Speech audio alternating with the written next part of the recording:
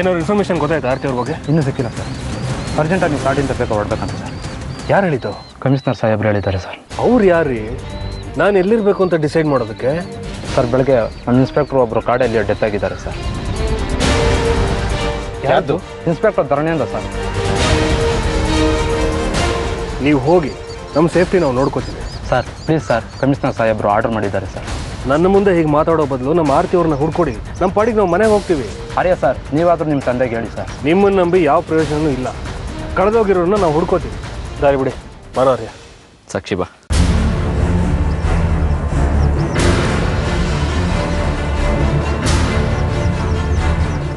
ಏನಾಯ್ತು? ಸೂರ್ಯ ಮತ್ತು ಅವ್ರ ಮಕ್ಕಳನ್ನ ಮನೆ ಕಳ್ಸ್ಕೊಟ್ರಾ? ಇಲ್ಲ ಸರ್. ಯಾಕೆ ಸಿಗ್ಲಿಲ್ಲ ಅವರು? ಸರ್ ಅವ್ರು ಸಿಕ್ಕಿದ್ರು ಸರ್, ಆದ್ರೆ ಕಾಡಿಂದ ಹೊರಗೋಗಕ್ಕೆ ಅವ್ರು ಒಪ್ಪಿಲ್ಲ. ನಿಮ್ಮನ್ನೇನು ಕತ್ತೆ ಕಾಯ್ದಕ್ಕೆ ಇಟ್ಕೊಂಡಿದೆಯಾ ಸರ್ಕಾರ? ಒಪ್ತಾ ಇಲ್ಲ ಅಂದ್ರೆ ಹೇಗಾದ್ರೂ ಮಾಡಿ ಕನ್ವಿನ್ಸ್ ಮಾಡಿ ಕಳಿಸಿ. ಈಗ ಆರ್ತಿ ಅವರೇ ಕಾಣೆ ಆಗಿರೋದಕ್ಕೆ ಫೋನ್ ಮೇಲೆ ಫೋನ್ ಮಾಡ್ತಾ ಇದೆ. ಇನ್ನು MLA ಸೂರ್ಯ ಅವರಿಗೆ ಕಾಡಲ್ಲಿ ಏನಾದರೂ ಹೆಚ್ಚು ಕಡಿಮೆ ಆದ್ರೆ ಎಲ್ಲ ಪಾರ್ಟಿಯವ್ರನ್ನ ಫ್ರೈ ಮಾಡಿ ತಿಂದ್ಬಿಡ್ತಾರೆ. ಮೊದಲು ಕಳಿಸಿ ಅಲ್ಲಿಂದ. ಸರ್ ಅವ್ರಿಗೆ ಹೇಳಿದೆ ಸರ್, ಆದರೆ ನನ್ನ ಮಾತು ಅವ್ರು ಕೇಳಲಿಲ್ಲ ಸರ್. ಇಷ್ಟು ಚಿಕ್ಕ ಕೆಲಸ ಮಾಡೋಕ್ಕಾಗಿಲ್ಲ ಅಂದ್ರೆ ಯಾಕ್ರಿ ಕೆಲಸಕ್ಕೆ ಸೇರ್ಕೊಂಡಿದ್ದೀರಾ?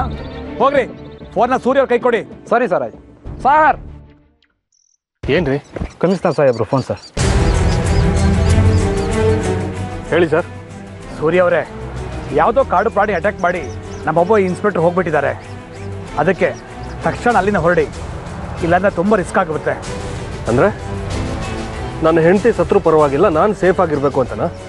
ನೋಡಿ ಸರ್, ನಾನು ಕ್ಲಿಯರಾಗಿ ಹೇಳ್ತಾ ಇದ್ದೀನಿ, ನನ್ನ ಹೆಂಡತಿ ಸಿಗೋವರೆಗೂ ನಾನು ಇಲ್ಲಿಂದ ಹೋಗಲ್ಲ. ನಾನು ಸತ್ರು ಪರವಾಗಿಲ್ಲ.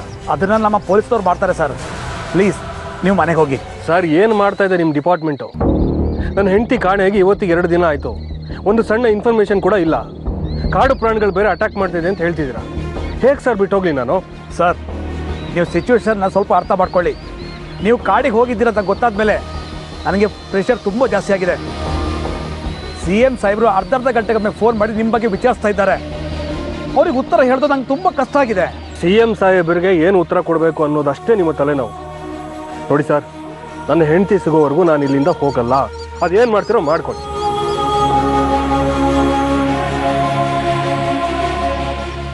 ನೋಡಿ, ನೀವೊಂದು ಕೆಲಸ ಮಾಡಿ.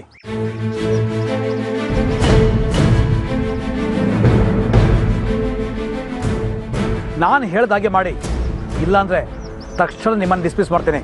Okay sir.